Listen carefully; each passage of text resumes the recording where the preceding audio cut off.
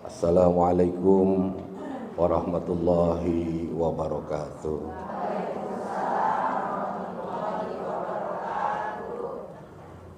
Apa yang kita berikan, maka itulah yang akan kita dapatkan.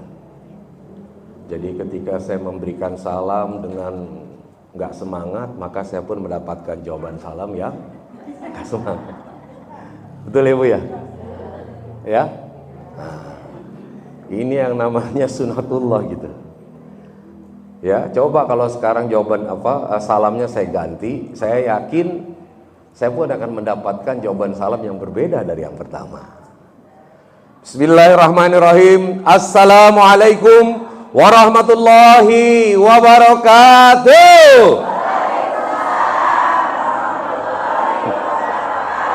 Oh, betul tidak? Jadi ya begitu memang. Di awal tadi saya ngucapin salamnya gimana? Ini saya nyontohin yang pertama ya. Nggak usah dijawab, saya contohkan begini nih. Assalamualaikum warahmatullahi wabarakatuh. Maka ibu-ibu semua jawabnya Waalaikumsalam. Ngimbangin ya. Ya itu memang. Kalau dalam hukum fisika itu namanya adalah aksi dan reaksi. Ketika kita memberikan aksi yang segitu, maka reaksinya juga ya segitu juga. Ini sebenarnya sunatullah, ibu-ibu yang dirahmati Allah. Tapi ketika saya memberikan salam dengan semangat, maka jawabannya pun jawaban salam yang semangat. Nah, dalam setiap aspek kehidupan kita bisa memanfaatkan itu. Ketika kita satu langkah menuju Allah, 10 langkah Allah menuju kita.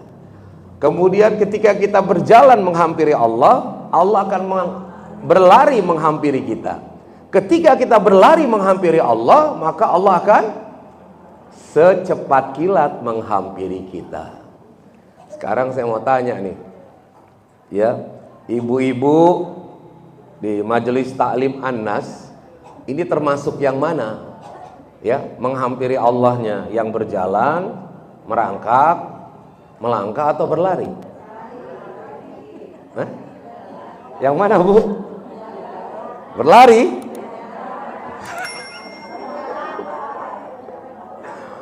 Ada ibu-ibu yang usianya sudah 60 ke atas bilang, gimana mungkin Ustaz, kita mau udah tua disuruh lari, orang jalan aja susah. Bu, yang namanya jiwa, yang namanya semangat, itu nggak ada bedanya antara yang muda dengan yang tua. Coba sekarang saya tanya, ibu-ibu yang usianya 30-an masih ada di sini? Iya, pengen nggak berangkat umroh? Pengen nggak kalau dapat umroh gratis mau dipakai nggak? Sekarang yang di atas 60 saya tanya, kalau ada yang ngasih umroh gratis mau nggak? Sama kan? Itu yang namanya semangat. Bapak-bapak juga gitu. Saya di sini nggak ada bapak-bapaknya. Saya sempat bilang, Pak, bapak-bapak yang berusia 70 tahun, kalaulah ada misalkan seorang gadis berusia 20 tahunan minta dinikahin, kira-kira bapak mau nggak? Yang 70 tahun juga langsung semangat bilang, ya mau. Itu menunjukkan bahwa yang namanya semangat, ya, yang namanya ghirah dalam bahasa agamanya itu nggak ada bedanya antara yang muda dengan yang tua. Bahkan ketika Rasulullah berperang, orang tua yang sudah kakek-kakek pun ikut berperang. Kenapa? Karena semangatnya, semangat ingin berjumpa dengan Allah. Nah, mudah-mudahan ya ibu-ibu semua dan kita semua yang ada di Majelis Taklim An-Nas ini termasuk orang-orang yang berlari menuju Allah. Innal hamdalillah nahmaduhu wa nasta'inu wa nastaghfir wa na'udzu billahi min sururi anfusina wa min sayyiati a'malina may yahdihillahu fala mudilla lahu wa may yudlilhu fala hadiyalah. Asyhadu an la ilaha illallah wahdahu la syarikalah wa asyhadu anna Muhammadan abduhu wa rasuluhu la nabiyya ba'da. Alhamdulillah, Puji syukur yang tak henti-hentinya kita panjatkan kehadirat Allah. Hari ini kita bisa berjumpa di masjid apa ini? Anas ya, karena memang namanya Majelis Talim Anas. Allah gerakkan hati kita, Allah mudahkan kaki kita untuk melangkah, Allah berikan kesempatan, Allah berikan kesehatan, sehingga hari ini kita bisa berjumpa bersama di majelis yang mulia ini. Semua itu Allah yang atur, Bu. Ada nggak yang saat ini yang tidak hadir di majelis? Ada, banyak urusannya. Entah urusannya karena sakit, entah karena memang ada kesibukan yang lain, entah karena memang malas, ada juga tuh. Ya mungkin ada juga yang datang ke sini awalnya gitu ya, merasa nggak enak sama Ibu Vinda nelponin mulu ini katanya. Nggak enak sama ketua majelisnya, masa sih nggak datang gitu, nanti di absen, ya. Mungkin ada yang seperti itu. Nah, tapi ketika kita sudah berada di tempat ini, kita perbaiki niat kita. Karena innamal a'malu binniyat, bahwa apa yang kita dapatkan berdasarkan apa yang kita niatkan di dalam hati. Kalau kita cuman karena nggak enak sama temen, ya udah dapat pahalanya ya karena nggak enaknya aja. Ya. Kalau kita benar-benar ingin dalam pengajian ini mendapatkan keberkahan dari Allah Subhanahu wa taala dan kemudahan yang lainnya, insya Allah Allah akan berikan wasilah dari rajinnya kita mengikuti di pengajian Majelis Talim An-Nas ini. Salawat serta salam kita sampaikan kepada manusia paripurna yang menjadi contoh teladan buat kita semua. Beliau adalah baginda Nabi besar Muhammad sallallahu alaihi wasallam. Insyaallah. Ini apa kabarnya ibu semua ini? Masih ingat gak sih salamnya waktu dulu tahun yang lalu? Lupa ya? Kalau saya tanya apa kabar, jawabnya dua kata tuh, alhamdulillah, barokah gitu ya.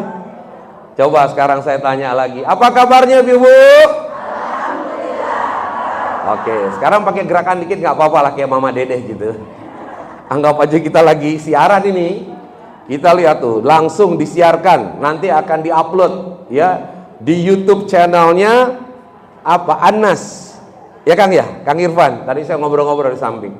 Alhamdulillah beliau ada di sini untuk menyampaikan syiar, ya. Jadi alhamdulillah, ya. Nih pegang jantungnya Bu. Inilah yang Allah gerakkan dalam diri kita yang membuat kita itu masih hidup, ya. Kemudian tangan dua-duanya barokah, gitu ya. Coba. Apa kabarnya? Alhamdulillah. Apa kabarnya? Alhamdulillah. Takbir. Alhamdulillah. Nah, pas takbir langsung mati ya ininya.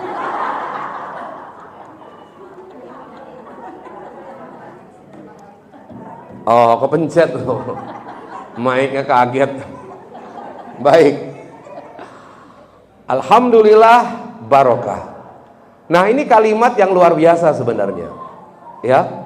Kata alhamdulillah itu adalah bermakna dua. Yang pertama pujian kepada Allah. Yang kedua itu maknanya adalah syukur. Terima kasih. Jadi ketika kita mengucapkan alhamdulillah, berarti pertama kita memuji Allah, kedua kita bersyukur. Ya kan biasanya kalau bahasa Indonesia antara terima kasih sama memuji itu beda ya. Nggak ada satu kata yang mewakili dua hal tersebut. Contoh misalkan ada yang baru berangkat nih, dari luar negeri baru datang gitu. Aduh, memuji nih, luar biasa ya ibu. Bisa ke luar negeri gitu. Nah itu kan pujian, ya kan? Ibunya jawab, iya ini saya baru pulang dari umroh. Ini nih ada oleh-oleh, ya berupa tasbih. Ya baru ngomong terima kasih, begitu. Nggak mungkin ibu ketemu Vida pertama, ibu terima kasih apaan? Kan belum ngapa-ngapain. Tapi makanya alhamdulillah itu bukan cuma sekedar terima kasih. Ada pujiannya. Tadi misalkan kita kan orang baru pulang dari luar negeri, nggak bisa kita bilang ibu terima kasih ya, mah bingung dia. Apaan tiba-tiba terima kasih? Ya. Tapi kalau kita mengatakan dua kata tadi, alhamdulillah berarti dua yang kita dapatkan. Kita memuji Allah dan sekaligus kita juga berterima kasih atas nikmat yang Allah berikan. Ya, hari ini tadi saya sampaikan, ini adalah nikmat yang luar biasa. Allah berikan kesempatan kita untuk berjumpa pada pagi menjelang siang hari ini. Ya, nikmat Allah itu banyak. Makanya tadi dibacakan surat Ar-Rahman kan, fabi ayyi ala'i rabbikuma tukadziban. Maka nikmat Tuhanmu yang mana lagi akan kau dustakan, hai manusia. Terkadang kita itu ya, Masya Allah, dalam hidup ini ya, yang sering terbayang oleh kita itu rasanya penderitaan mulu gitu, kekurangan mulu gitu. Padahal kalau dihitung dengan nikmat itu nggak ada apa-apanya. Makanya ada seorang ahli, digambarkan ya peristiwa nanti di surga itu. Ada seseorang yang merasa dirinya itu masuk surga karena ibadahnya. Ya, kenapa kamu masuk surga? Ya, karena saya rajin beribadah ya Allah. Oh itu, iya. Akhirnya ditahan dulu sebentar. Sebelum kamu masuk surga, coba timbang dulu nikmat satu bola mata dengan ibadah yang kamu lakukan. Ternyata mana yang lebih berat? Nikmat bola matanya. Kenapa saya bisa bilang begitu, Bu? Satu nih, contoh, Bu, kalau ibu sakit mata sebelah, bisa datang ke sini nggak? Nggak bisa. Sakit sebelah, kira-kira yang sebelah pengaruh nggak? Pengaruh itu. Kalau kita sakit mata, yang ditetesin satu atau dua-duanya? Dua-duanya. Nah, ini kan penggambaran bahwa satu nikmat yang Allah berikan itu luar biasa. Ya, kita nggak akan bisa belajar seperti ini kalau lagi dikasih sakit. Banyak gitu. Jangankan dikasih sakit bola mata, dikasih misalkan mulus-mulus aja, emang bisa datang ke sini? Nggak bisa, Bu. Baru jalan, aduh, ke belakang lagi, jalan ke belakang lagi. Ya, jadi jangan merasa bahwa kita nyampe di tempat ini nih karena memang langkah kaki kita sendiri. Mohon maaf, Allah yang menggerakkan. Kita punya niat untuk datang ke majelis taklim, tapi kalau Allah tidak ya meridhoi atau memampukan kita untuk datang, kita tidak akan nyampe. Ya, makanya di dalam surat Al-Isra itu, subhanalladzi asra bi 'abdihi laila minal masjidil haram ilal masjidil aqsa. Allah yang ibu juga gitu nih, diperjalankan dari rumah sampai ke masjid. Nah, makanya kita selalu mengatakan alhamdulillah, terima kasih ya Allah.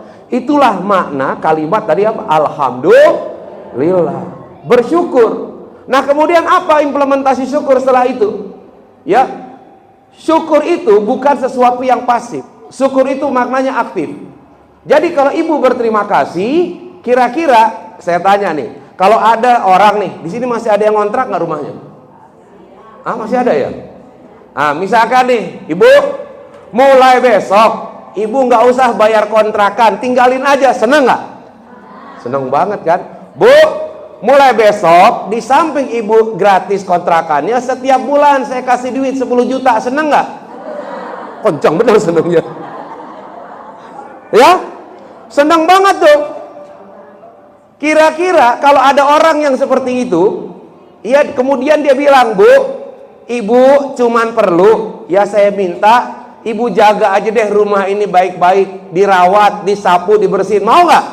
Mau lah, orang gratis, dikasih duit lagi.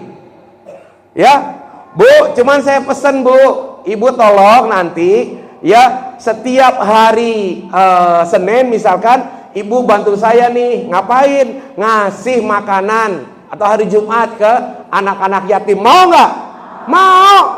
Kenapa? Karena kita berasa ada orang yang bantu, dengan ikhlas kita melakukan. Karena apa? Sebagai tanda terima kasih. Jadi orang yang pandai berterima kasih itu adalah orang yang kemudian bisa membalas kebaikan itu sesuai dengan keinginan dari yang memberikan. Setuju tidak? Betul tidak? Nah, ini penting ini. Jadi ibu hadir di sini, ngaji segala macam ibadah, sebenarnya itu bukan sebagai sebuah kewajiban, ya hakikatnya. Jadi ibu kita sholat, kita puasa, kita melakukan ibadah segala macam, sebenarnya wujud tanda terima kasih kita kepada. Kalau kita mempunyai mindset begitu, maka ibadah tuh nggak ada yang berat. Kenapa? Karena kita yang Berterima kasih kita yang butuh. Selama ini kenapa sholat berat? Karena seolah-olah ini kewajiban dari kita nih. Padahal kalau kita sholat, Allah untung nggak? Kalau kita nggak sholat, Allah rugi nggak? Nggak rugi, Bu. Ya. Bahkan ketika ada orang yang pindah agama, Allah rugi nggak? Apa mungkin Allah kemudian jadi galau gitu? Kenapa dia ya? Kok pindah agama gitu? Apa saya ada sesuatu yang kurang? Masa Allah jadi introspeksi, kan nggak lucu. Buat Allah mah terserah. Kenapa? Apa yang kita lakukan balik kepada diri kita sendiri. Makanya ibadah itu akan terasa ringan kalau didasarkan oleh semangat apa? Berterima kasih. Makanya lanjutkan dengan alhamdulillah barokah. Barokah itu adalah berkah, ya. Yang artinya itu adalah kenikmatan yang akan terus bertambah. Ya, la in syakartum la azidannakum wa la in kafartum inna azabi lasyadid, kayak begitu. Nah, jadi dua kata ini ya memang nih istilahnya kalau ditanya itu apa, Bang Agus mengucap alhamdulillah barokah, apakah ada dalilnya? Enggak ada. Saya bilang ini bisa-bisanya saya aja alhamdulillah barokah.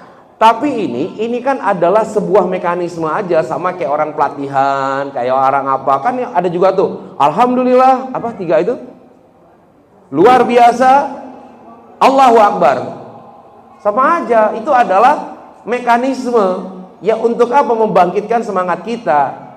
Nah kemudian sekarang saya merubah, boleh dong saya pakai cara saya sendiri, ya enggak, kan itu enggak ada, bukan enggak harus selalu begitu. Alhamdulillah barokah.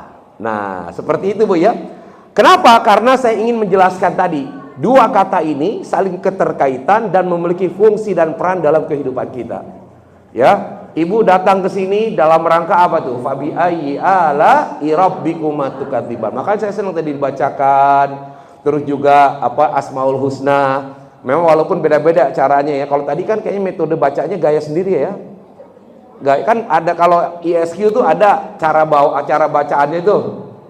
Kalau saya biasanya yang pakai ini, yas'aluka ya man huwallahu alladzi la ilaha illa huwar rahmanur rahim al-malikul qudusus salamul mu'minul muhaiminul azizul jabbar. Nah, kalau saya biasa sama teman-teman tiap malam Jumat bacanya dengan nada yang seperti itu.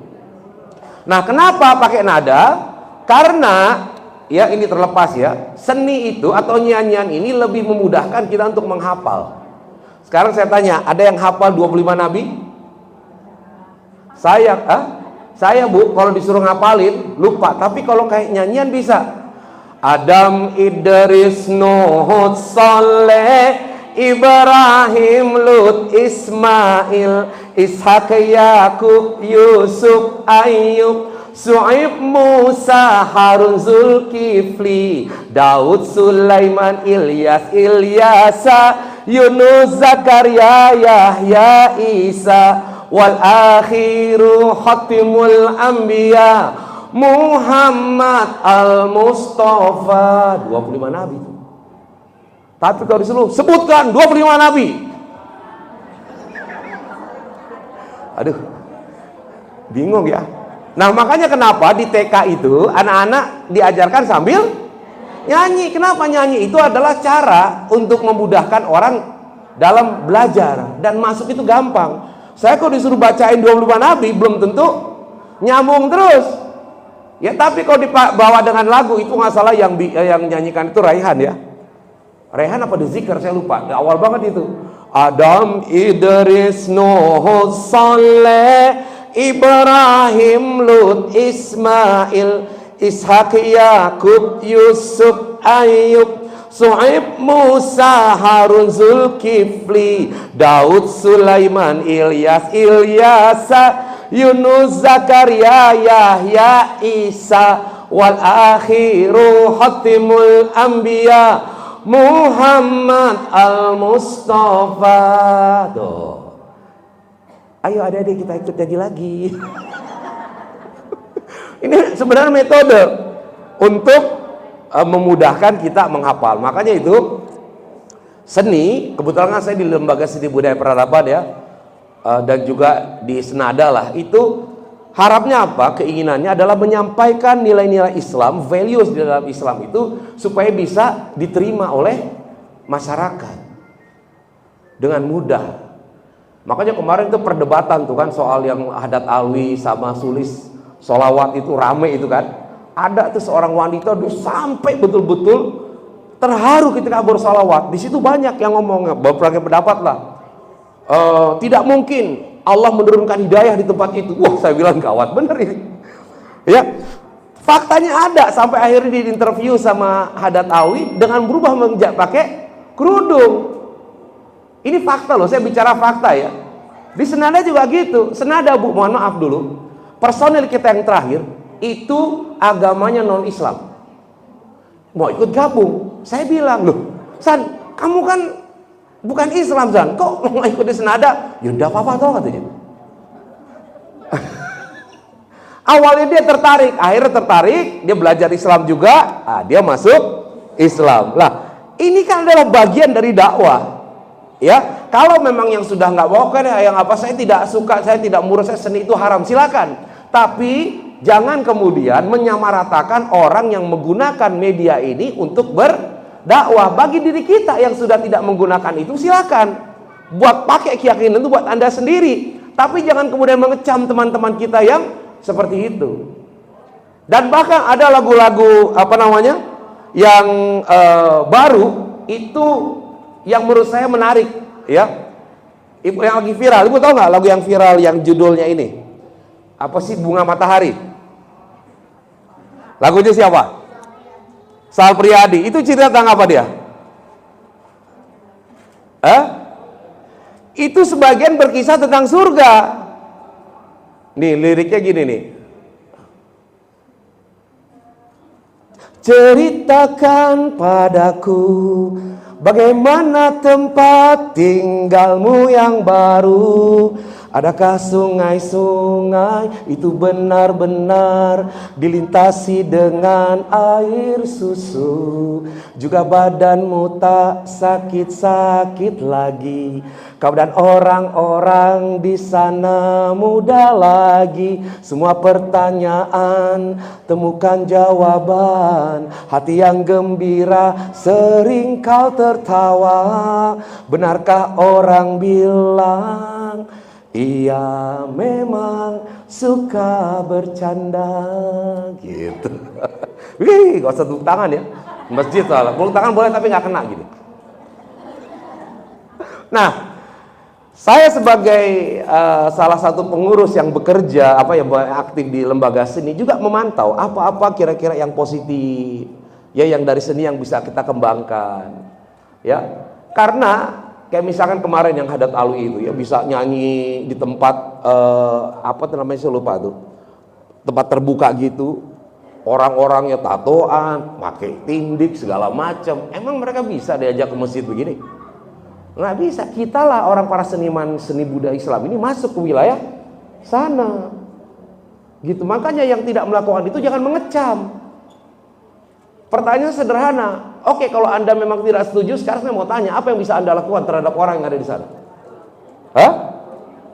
Nah, makanya biarkanlah teman-teman kita saling kerjasama aja. Jadi kayak ibu nih, yang sudah di masjid gini, ya nggak usah datang ke konser-konser lagi, maksudnya ngapain juga gitu kan? Kita mengamati, menikmati, tapi biarkanlah teman-teman yang di sana itu bekerja dengan baik. Nah, kembali tadi ya, kita bicara ayo kemana-mana nih. Tadi saya menyampaikan senandung dengan lagu, terus kita tadi ke Alhamdulillah Barokah, tanda terima kasih. Saya pernah cerita nggak tentang lumba-lumba? Udah pernah ya? Belum. Tahun lalu belum cerita saya? Atau lupa nih? Atau saya lupa udah pernah atau belum? Sekarang saya tanya, ibu pernah lihat ikan lumba-lumba nggak? Di mana? Kapan terakhir kancol? Oh, bagus. Waktu SMP. Masa Allah, tahun berapa SMP itu? Waktu SMA. Masih kecil ya? Ada nenek-nenek gitu bawa cucunya, kancol lihat ikan lumba-lumba, bilang, "Cuk, ini ikan lumba-lumba yang dulu nenek lihat." Kata cucunya, udah mati, yang dulu mana? Ini ikan lumba-lumba yang baru. Nah, saya tanya, ikan lumba-lumba itu kan ada pelatihnya nih. Kata pelatihnya, Kalau dia disuruh lompat sama pelatihnya, mau nggak? Mau. Disuruh menari, mau nggak? Disuruh salaman dengan penonton, mau nggak? Mau. Kenapa dia mau melakukan itu? Karena apa? Kenapa dia mau melakukan tadi disuruh-suruh? Karena dikasih dimakan. Kira-kira tuh ikan kalau dikasih makan mau nggak disuruh lompat? Nggak mau, udah kita lumba-lumba. Malas bener gue disuruh lompat-lompat. Ya, dia mau mengikuti perintah. Nih, kata apa? Tolong digaris bawahi. Dia mau mengikuti perintah pelatihnya karena dikasih makan, atau dibalik, karena dikasih makan dia mau mengikuti perintah pelatihnya. Artinya apa? Dia pandai bersyukur, berterima kasih. Ikan lumba-lumba aja pandai berterima kasih. Lah manusia gimana? Sekarang saya tanya, ikan lumba-lumba makan gado-gado nggak, Bu? Hah? Nasi kebuli, sop, kambing guling, itu makanan siapa semuanya? Manusia. Mana yang lebih variasinya lebih banyak? Makanannya kita atau makanannya ikan lumba-lumba? Kita. Nah, ikan lumba-lumba hanya diberikan makan makanan kecil oleh pelatihnya, kemudian dia mau mengikuti perintah pelatihnya. Sekarang kita ayo renungkan, seberapa banyak nikmat yang Allah berikan kepada kita, dan seberapa banyak kemudian perintah Allah yang kemudian kita ikuti dan laksanakan. Kalau seandainya kita tidak melakukan itu, berarti kita kalah sama ikan lumba-lumba tuh. Makanya disebutkan di surat berapa itu? Coba dicek. Bismillahirrahmanirrahim. Laqad zara'na li jahannama katsiran minal jinni wal ins lahum qulubu la yafqahuna biha walahum a'yunu la yubsiruna biha walahum adhanu la yasma'una biha ulaika kal an'am balhum adhal ulaika humul ghafilun. Tuh. Tahukah kalian, hai manusia, apa isi neraka jahanam itu? Isinya terdiri dari jin dan manusia. Yang gimana? Yang diberikan hati, tidak mau memahami ayat-ayat Allah. Diberikan mata, tidak mau melihat kebesaran Allah. Yang diberikan telinga, tidak mau mendengarkan kalimat-kalimat Allah. Mereka itu lebih buruk dari binatang ternak. Jadi Allah nggak segan-segan memberikan perumpamaan yang seperti itu. Ya, mereka itu seperti binatang ternak, bahkan lebih buruk lagi. Jelas lebih buruk. Binatang ternak bisa dimanfaatkan, dagingnya dipotong kita makan, sapi susunya diperah kita minum. Manusia apa kalau seandainya tidak mau mengikuti perintah Allah? Makanya Allah memperumpamakan bahwa kita lebih rendah derajatnya dari binatang ternak. Tapi kalau manusia itu taat, maka dia akan lebih tinggi derajatnya dibanding malaikat. Malaikat nggak punya nafsu, manusia punya nafsu. Makanya ketika manusia sepandai mengelola nafsunya, lebih dekat dengan Allah, derajat manusia lebih tinggi daripada malaikat. Nah, mudah-mudahan kita semua yang ada di sini sekali lagi adalah orang-orang yang memiliki kesadaran untuk dekat kepada Allah Subhanahu wa taala. Nah, namun Bu, masuk kita dalam kehidupan memang kita tidak terlepas yang namanya dari godaan, dari ujian, dari cobaan. Nah, kenapa saya pakai istilah ini? Istilah anak-anak muda sekarang nih, ngaji supaya nggak tantrum. Tantrum itu apa? Ya, nih kita lihat ya. Ini pengen gaya-gayaan aja sih supaya agak-agak milenial gitu. Ya, tadi dilewatin dulu. Nggak kelihatan.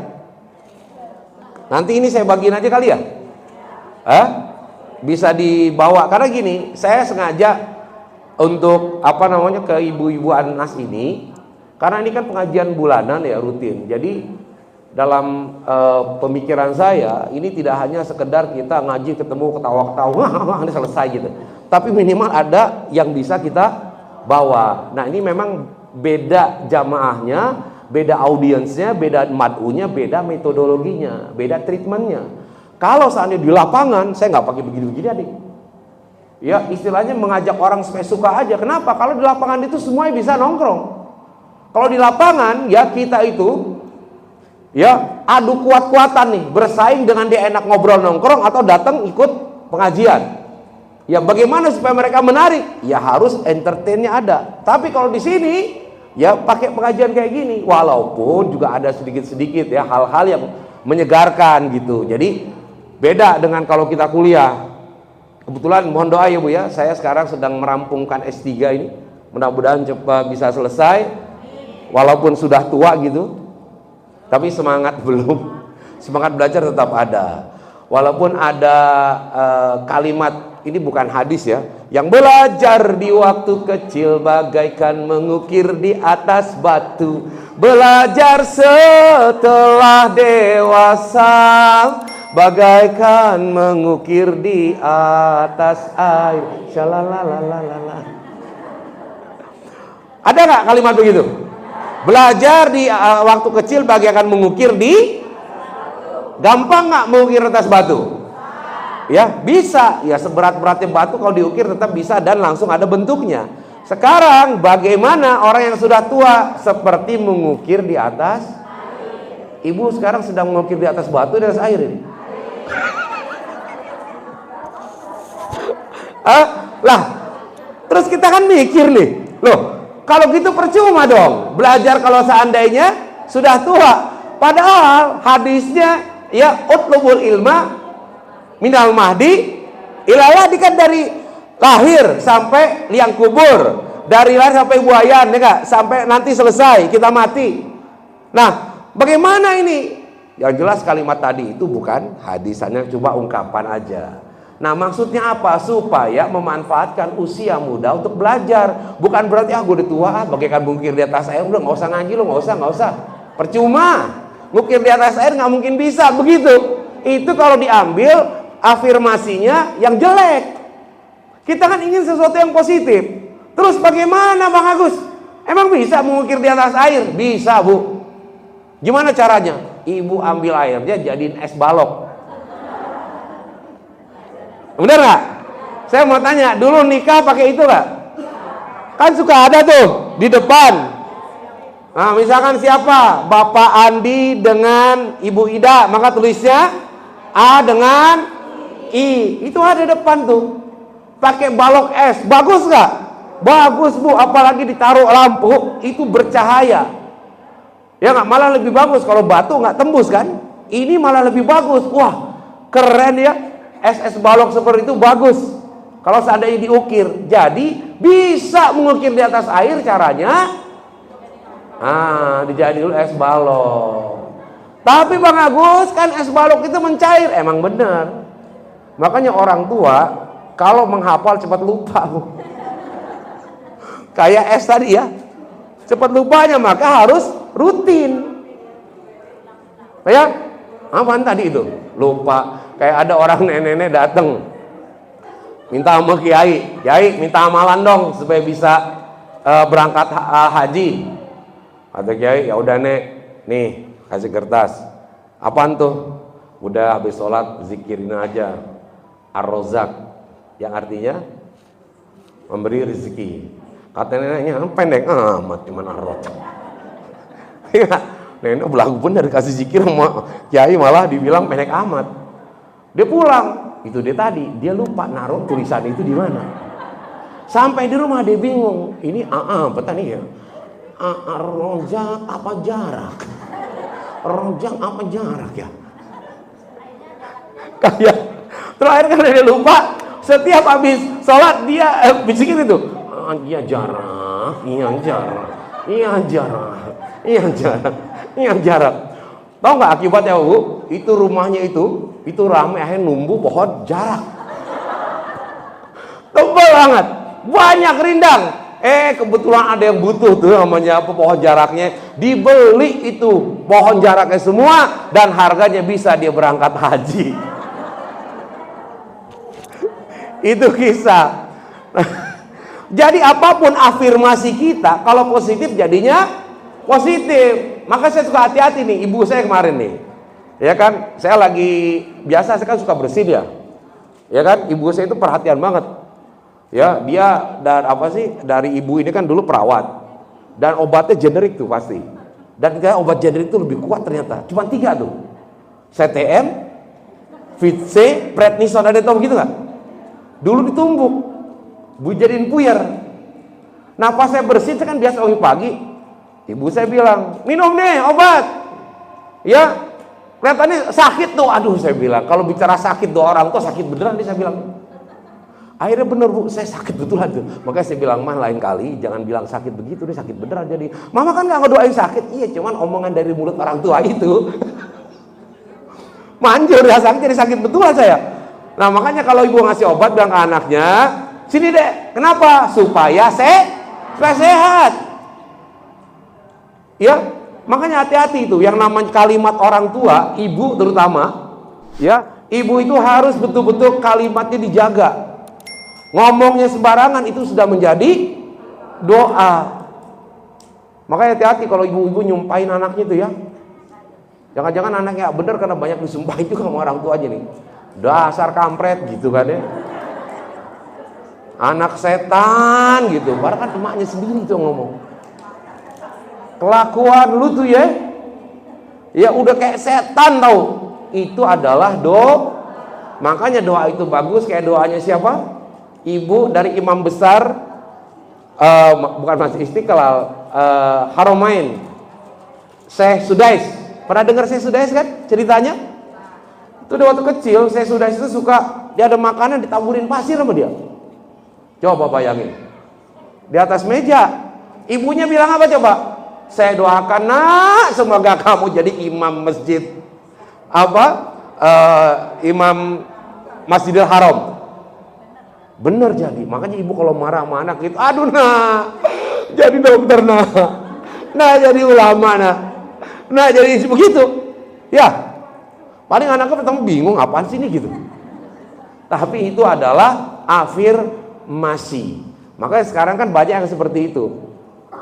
Termasuk sekarang ada pelatihan-pelatihan yang afirmasi gitu. Apa namanya? Kayak misalkan kekuatan Al-Quran. Nah itu sebenarnya teorinya adalah menggunakan teori afirmasi, meyakinkan. Ya, kita ini sudah punya konsepnya, tapi terkadang kita tidak yakin dengan apa yang kita jalankan gitu. Kayak doa aja, Rabbana atina fid dunya hasanah. Itu kan kayaknya buat kita udah biasa, betul nggak sih? Nggak ada afirmasi positifnya. Ya Allah, Rabbana atina amin amin gitu. Padahal itu doa yang namakan sapu jagat. Kenapa dibilang sapu jagat? Karena apa? Minta kebahagiaan dunia dan bagus nggak itu? Luar biasa nggak? Tapi karena itu sudah menjadi generik, kayak tadi itu obat puskesmas CTM, prednison dan Fit C. Jadi kita nggak nganggap itu adalah doa yang mujarab. Karena akhirnya biasa-biasa aja. Coba kalau kita pasat Rabbana atina itu betul-betul Rabbana atina fid dunya hasanah wa fil akhirati hasanah wa qina adzabannar. Serius aja. Kayak biasa, udah biasa doain dong, biasa gue denger. Nggak keren, Ustaz cari yang lain dong. Yang susah gitu loh doanya. Ini masalah bukan pilihan doa susah, enggak aja bu. Persoalannya adalah mau diamalin atau enggak. Mengamalkan itu adalah meyakini pertama. Meyakini bahwa doa itu memang memiliki kekuatan. Ya, begitu. Kalau kita memiliki yakin dengan itu, maka itu akan terjadi. Nah ini namanya afirmasi. Ya, nah sekarang kenapa tadi ini balik ke materi kita, ya?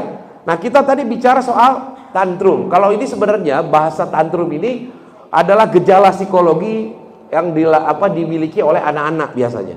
Jadi dia ekspresinya terlalu berlebihan. Jadi terkadang dia suka teriak, dia suka menampil maksudnya ya macam-macam lah. Kalau anak itu lagi tantrum lari-lari lah, kemudian nangisnya kencang kejer gitu.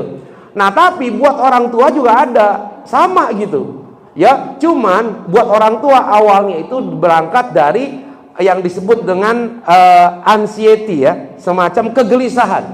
Tapi kalau kegelisahan ini terus ada di diri kita, bisa jadi kayak begitu. Datang suaminya langsung kejar, ya apaan sih gitu. Nah itu bagian dari udah masuk tantrum itu ya.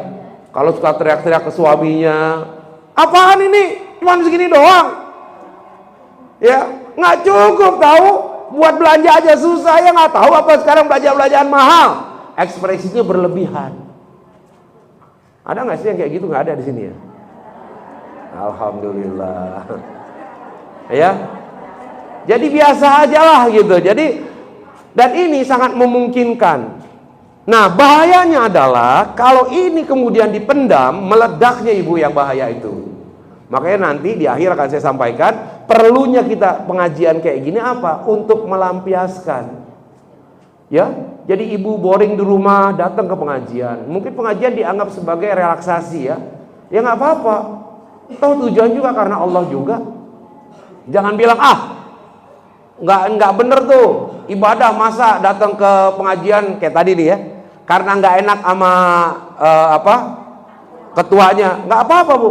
Nggak enak sama ketuanya, tapi ketuanya ini kan berharap semuanya berkah. Akhirnya dapat juga keberkahan. Berangkat dari sesuatu yang membuat diri kita itu ingin melakukan kebaikan. Ini penting. Ya. Ini siapa yang ngomongnya? Saya dengar waktu itu di YouTube juga. Jadi misalkan gini, ada seorang anak ingin ketika dia sudah dewasa ya, dia dapat ujian lah.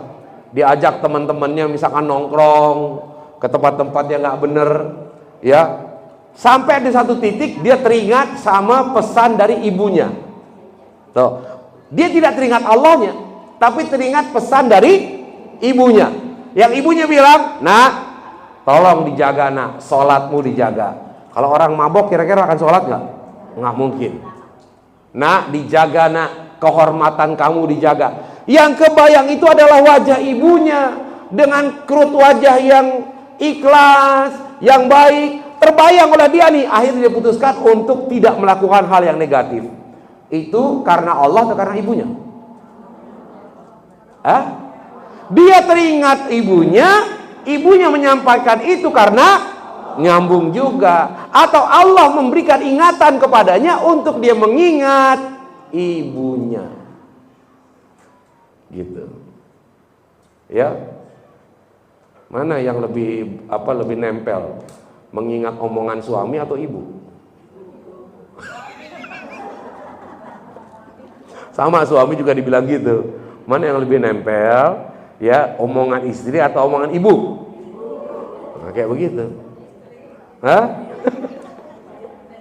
Ya, atau suami gini, mana yang mereka lebih bisa tersentuh ngingetin dia, omongan istri atau omongan anak? Anak kalau buat orang laki-laki tuh. Laki-laki kadang-kala susah dinasihatin sama istrinya, suruh aja anaknya ngomong ke bapaknya. Nggak mungkin bapaknya akan menyangga. Ibu mungkin ketika ngomong sama suami bisa dicuekin, apaan sih? Tapi begitu anak yang ngomong, mikir dia. Makanya kenapa banyak orang-orang ya, bapak-bapak yang dulunya bandel gitu lah ya, dalam tanda petik, begitu lahir anaknya, langsung dia ngerem. Apalagi anaknya perempuan, ngeremnya lebih kenceng tuh. Kenapa? Dia takut. Bahasanya takut kualat gitu. Ya, apalagi dia mau nakal gitu kan, sama anak-anak ya kalau dia diajak misalkan meeting ke tempat-tempat yang itu kan masih ada kayak gitu, Bu. Masih ada nggak sih? Gue nggak tahu ya. Mau saya kasih tahu nih. Ntar mikir, jangan suami gue begitu lagi. Itu biasa tuh, tender proyek dan segala macam hal kayak gitu ada. Ya, begitu dia ketemu sama anak perempuan remaja, nih Pak nemenin bapak, dia kebayang apa gila nih kayak anak gua ini katanya. Kira-kira gimana perasaan dia? Nggak jadi atau malah asik gitu?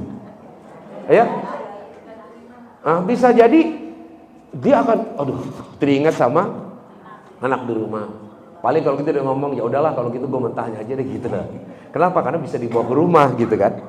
Nah, jadi ya kayak tadi kita kembali ke sini bahwa anxiety itu, kegelisahan itu mungkin aja ada. Kenapa manusia itu gelisah, Bu? Ya, oke, saya kasih data dulu nih. Nih, kegelisahan. Dalam World Health Organization WHO melaporkan sekitar 264 juta orang di seluruh dunia menderita gangguan kecemasan. Banyak ya? Termasuk kita nggak yang ada di situ? Kecemasan. Nah, kemudian di Amerika Serikat ya tercatat 18,1 orang dewasa atau sekitar 40 juta orang mengalami gangguan kecemasan setiap tahun. Setiap tahun nih. Ya, namun hanya sekitar 36,9% yang mereka mendapatkan perawatan. Di sini ada nggak? Enggak lah, itu kan di Amerika, di sini nggak ada ya. Nah, terus untuk orang dewasa 20 sampai 40 tahun dianggap kelompok yang paling rentan mengalami kecemasan atau stres. Nah, di sini ada nggak? Nggak ada, udah lewat usianya gitu. Nah, survei menunjukkan bahwa 27% penduduk Indonesia pernah memiliki pikiran bunuh diri.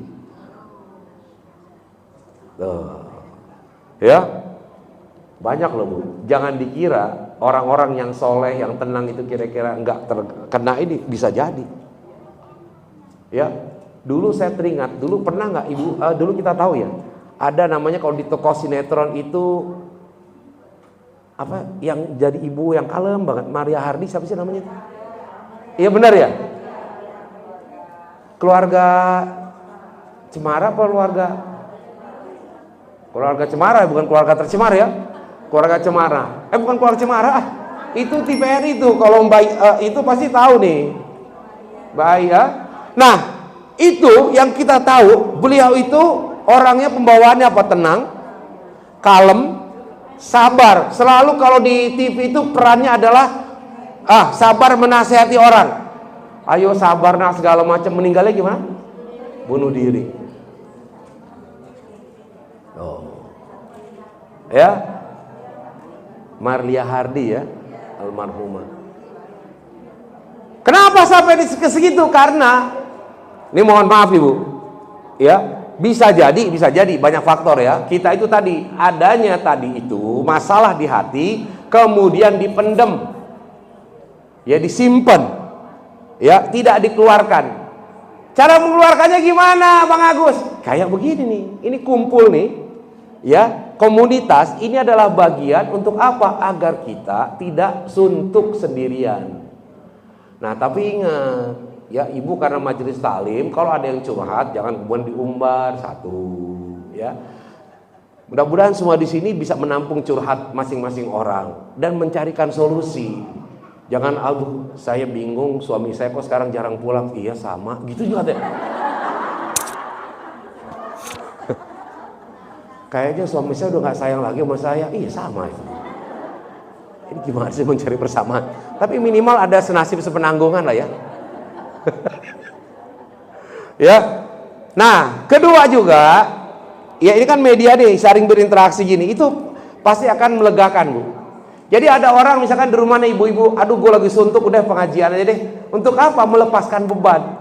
Bisa ngobrol, bisa ketemu, ya bisa ketawa-ketawa, bisa berbagi ilmu, berbagi resep, berbagi persoalan, bisa minjem duit misalkan, itu juga ada efeknya ya. Bisa jualan, ada yang jualan nggak di sini? Itu dimanfaatkan apa? Untuk mengurangi tingkat stresor dalam diri kita. Nah, makanya kenapa sih judulnya adalah di sini ngaji supaya nggak tantrum. Ini adalah media untuk kita itu menumpahkan supaya nggak ditelan sendiri. Nah, tapi harus ada etikanya juga. Contoh misalkan nih ya, kalau saya melihat, mohon maaf ya, kalau seandainya ini kurang tepat gitu. Cuman karena ini sudah viral, kalau ada pertanyaan Ibu, yang kira-kira pertanyaan itu adalah menyangkut hal-hal yang subjektif, hal-hal yang menyangkut nama baik orang atau kehidupan rumah tangga, jangan diekspos ke narasumbernya, ya kan, sampai bertanyanya itu dengan penuh ekspresi. Ustaz, saya adalah orang yang paling menderita di dunia. Bagaimana enggak? Ibu mertua saya menyuruh anaknya menceraikan saya.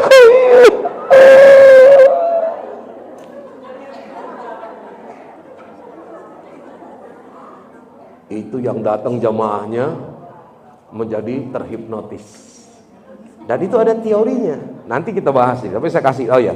Teorinya nama ini deh, kontagion tuh di bawah tuh. Ya. Jadi teorinya begitu Bu, satu orang itu bisa mempengaruhi orang yang lain. Itu kira-kira terpengaruh nggak yang ada di situ? Banyak yang terpengaruh. Padahal belum tentu persoalannya begitu, betul tidak? Ya kita kan tidak pernah tahu apa betul ibu mertuanya sekejam itu. Tapi ketika disampaikan di situ, makanya image dari, apalagi kalau yang tahu ya, ibu mertuanya kan jadi jelek. Ya. Makanya bisa sebenarnya. Terus gimana jalan keluarnya Bang Agus? Gampang. Yang pertama, ibu ya, tolong orang lain yang bertanya. Karena takut nggak mampu kan. Orang lain coba nitip pertanyaan ke orang lain. Dia akan nanya apa sih? Gayanya datar aja. Assalamualaikum Ustadz. Ustadz, mohon maaf, ini ada sebuah kasus di mana ada seorang perempuan, ya, dia itu lagi bermasalah dengan mertuanya. Mertuanya menginginkan anaknya itu bercerai dengan dia. Bagaimana dalam konsep Islam? Apakah boleh seorang ibu menyuruh anaknya itu untuk bercerai? Beda nggak sama yang tadi? Oh tadi kan, ibu saya adalah orang yang menderita. Yang repotnya ustadznya juga ikut terkontaminasi, ikut nangis. Mohon maaf Bu ya, dalam teori, kebetulan saya kan latar belakang saya ini di FISIP UI ya. Kita belajar ilmu sosial dan belajar treatment. Ya, seorang konselor tidak boleh terbawa hanyut oleh klien. Itu kan klien jamaah nih. Makanya kenapa konselor klien itu bicara aja di tempat yang terbatas. Kalau tidak berdua ada yang lain menemani di situ karyawannya, tapi terbatas dan tidak boleh permasalahan itu keluar dari ruangan itu dan nggak boleh ikut hanyut. Nggak ada psikolog, misalkan ada psikolog, Pak, Bu atau Pak lah, Bu atau Pak gitu ya. Mohon maaf ini dokter, ya dia psikiatri ya, dokter lah panggilan juga. Saya agak bingung lihat anak saya sekarang soalnya sudah mulai tumbuh remaja. Dulu waktu kecil itu paling gampang banget. Diminta apa, sholat, jadian apa, dia nurut. Tapi sekarang saya bingung nih. Kenapa ya? Sekarang lagi mau masuk SMA, dia inginnya rebel aja. Melawan setiap kali apa yang saya omongin. Belum selesai dia selalu ogah, selalu berontak. Saya itu bingung, padahal dia dulu anak yang baik. Dia dulu anak yang selalu ngikuti orang tua. Ya, nah ini saya bingung, saya ingin konsultasi dengan dokter. Apa dokternya? Saya pun mengalami hal yang sama sebenarnya. Atau dia bilang, sampai dia terhanyut. Oh gitu ya Pak ya. Yang benar Pak, gak gitu-gitu juga. Jadi makanya ada dulu teman saya itu lucu banget. Jadi waktu kuliah kan suka ada kita itu ngajar anak gitu sekolah ya. Entah ngajar matematika atau apa. Ini orang tuanya psikolog. Teman saya dibilang, tolong ya lu kamu nasihatin tuh anak saya.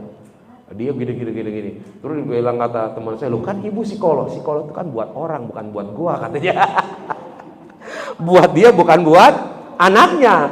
Nah ini juga nggak benar, dalam Islam tuh nggak ada misalkan orang ustadz nih, dia ceramah buat siapa? Buat jamaah doang. Buat dia nggak bisa kayak gitu. Makanya Allah kan menjelaskan, lima taquluna ma la taf'alun, kabura maqta indallah at-taquluna ma la taf'alun. Mengapa kamu katakan apa yang tidak kamu kerjakan? Tapi apakah boleh ustadz menyampaikannya dikatakan kemudian tidak dikerjakan? Boleh nggak? Boleh.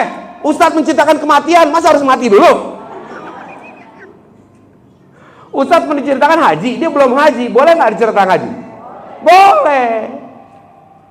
Ya jangan misalkan dia tahu di ilmunya tentang haji, tanya, Ustadz ketika kita naik haji apakah harus persiapkan? Mohon maaf ibu, saya belum berangkat haji.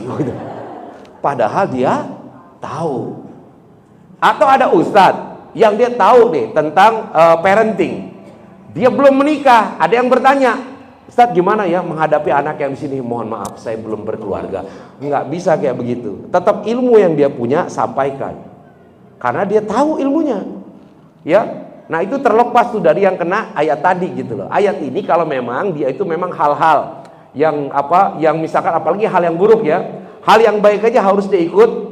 Kayak misalkan saya menyampaikan, Bu rajin ngaji yuk, sementara saya nggak pernah baca Quran gitu. Nanti dipertanyakan. Sholat tahajud, saya nggak pernah sholat tahajud. Ayo ibu ngobrol sama anak, kalau saya nggak pernah ngobrol sama anak, itu kena yang seperti itu. Tapi kalau seandainya hal-hal yang di luar itu kemudian dia tahu ilmunya, tetap dia harus sampaikan. Nah ini kembali tadi ya. Jadi ketika ada soal permasalahan, ibu harus memiliki ruang.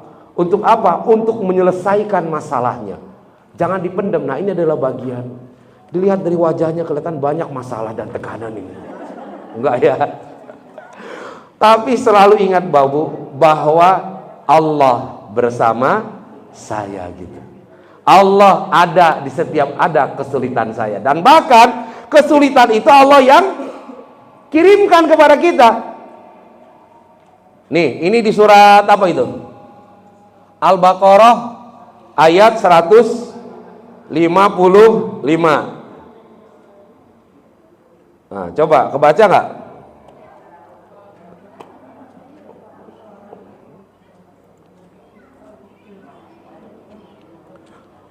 Bismillahirrahmanirrahim.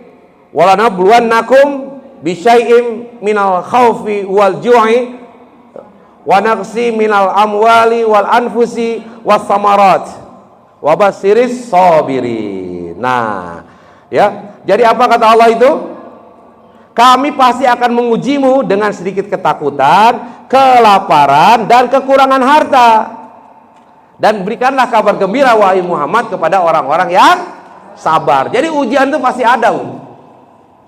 Sekarang saya tanya ya, terkait dengan ujian. Bu, kalaulah ujian itu boleh memilih, Ibu mau diuji jadi orang kaya apa orang miskin? Ada yang mau diuji jadi orang miskin? Kalau ada, tunjuk tangan, saya doain nih. Jadi mau diuji jadi orang kaya atau orang miskin? Kaya semuanya. Kenapa? Karena dianggap kekayaan itu adalah solusi terhadap ujian kemiskinan. Kita menganggap bahwa ketika kaya maka lebih mudah semuanya. Betul tidak? Kalau kaya bisa ngapain? Sedekah, bisa apa lagi? Haji, bisa apa lagi? Oh, banyak kayak diriin masjid, segala macam. Pokoknya banyak lah. Itu bayangan kita kalau seandainya kita jadi orang kaya. Padahal begitu kaya belum tentu juga bisa seperti itu. Mungkin kita masih miskin karena Allah lihat, Anda belum pantas jadi orang kaya sih. Ya. Kata kadang-kadang, wah garis tanganmu bukan orang kaya. Itu nggak boleh meramal ya. Nah, jadi kalau mau boleh memilih ujian, mau diuji miskin atau kaya? Kaya. Sekarang saya cerita, Bu. Orang miskin itu kalau lagi ada masalah antara suami istri, itu cepat baikannya ketimbang orang kaya. Benar nggak? Contohnya tahu? Itu dia. Rumah petak tuh biasanya apa? 3 kamar, depan, tengah, belakang. Di sini nggak ada lah yang di situ ya. Ada yang kontrak masih rumah petak? Nah, depan, tengah, belakang. Ketika dia marahan sama suaminya, istrinya di ruang tengah, suami di depan. Oke, nggak teguran. Dua-duanya kebelet pengen ke kamar mandi. Begitu ke belakang, ketemu dong tuh. Enggak, senggolan. Apa sih lu? Apa sih begitu kan? Udah gue duluan. Enggak, saya duluan nih. Apaan sih? Ya udah barang aja deh gitu ya. Itu selesai masalahnya. Kenapa? Karena rumahnya kecil, ketemu lu lagi. Marahnya nggak bisa lama. Masa lama marahan sementara deketan begitu, pasti akan baikan. Tapi kalau orang kaya itu repot. Ya. Nah, datang ke rumahnya, tok, assalamualaikum, waalaikumsalam. Bang, sendiri di rumah enggak? Lalu siapa? Ada istri saya di mana? Enggak tahu istrinya di mana. Padahal satu, kenapa rumahnya gede banget? Kamarnya ada 8 tingkat. 3 hari dia nggak ketemu sama istrinya. Istrinya di kamar atas, dia di bawah. Nggak ada interaksi. Mau makan, telepon sama pembantunya dianterin, nggak ketemu. 3 hari dia marahan sama istrinya. Tuh. Jadi dilihat dari peristiwa ini bahwa ternyata orang miskin itu kalau lagi ribut sama suaminya lebih cepat baik daripada orang. Betul tidak? Faktanya begitu tuh. Tapi coba sekarang saya tanya lagi. Jadi kalau ujian boleh memilih, Bu, mau diuji miskin atau kaya?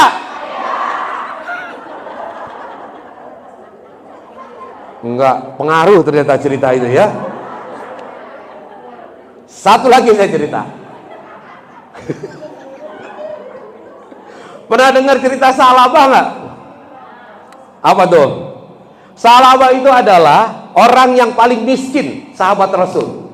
Dia punya baju yang bagus itu cuma 1. Jadi kalau sholat, ya misalkan sholat maghrib, assalamualaikum, salam, langsung cabut tuh pulang ke rumah. Sampai sahabat yang lain bingung, wahai Salabah kenapa? Kamu kok nggak betah banget di masjid? Baru salam langsung pulang. Ya, apa kata Sa'labah? Ini soalnya baju saya cuma satu yang bersih, jadi saya gantian sama istri saya. Kalau saya nggak pulang nanti istri saya nggak bisa sholat, apalagi maghrib, waktunya pendek, jadi dia cepat pulang. Lantaran sarungnya cuma baju lah ya, kalau disuruh kan pakai sarung, baju bagusnya cuma satu. Saya tanya di sini, ada nggak yang sarungnya gantian sama suami? Hah? Di sini ada nggak bu yang gantian? Masing-masing punya? Nggak pernah satu sarung berdua.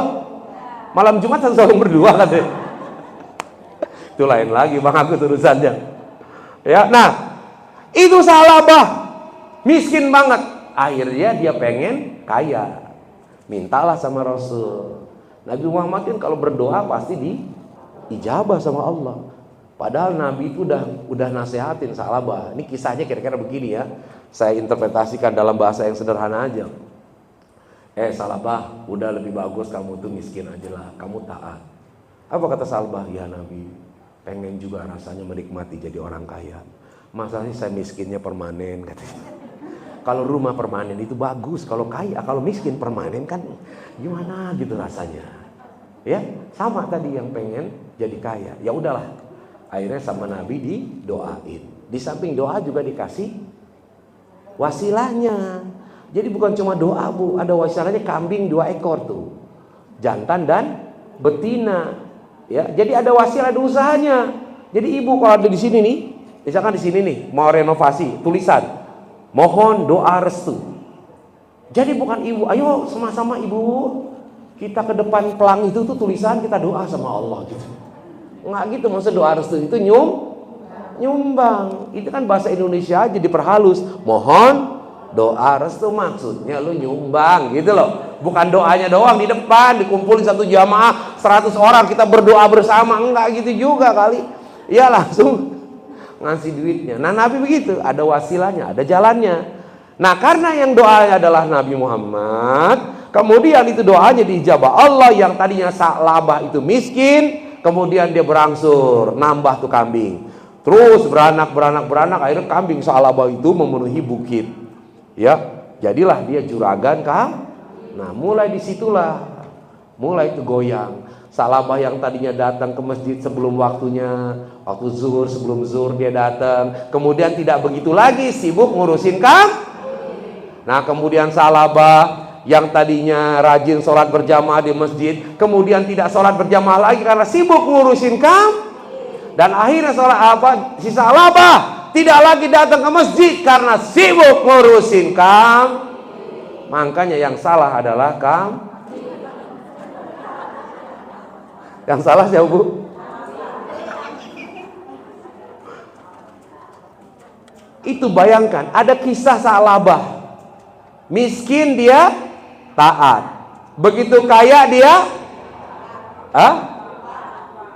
kaya dia apa? Lupa, dia tidak taat, dia kufur nikmat. Jadi saya tanya, Sa'labah itu taat ketika kaya, ketika miskin? Sa'labah itu tidak taat ketika kaya, ketika miskin? Nah sekarang saya tanya lagi sama ibu sekalian, kalaulah ujian itu boleh memilih, mau diuji miskin atau kaya?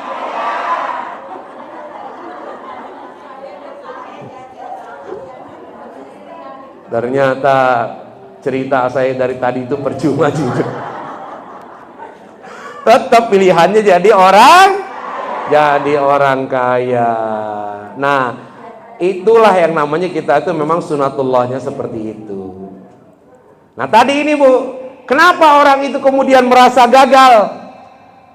Ya, kenapa orang itu kemudian merasa gelisah? Pertama, secara pribadi kadangkala orang itu merasa gagal.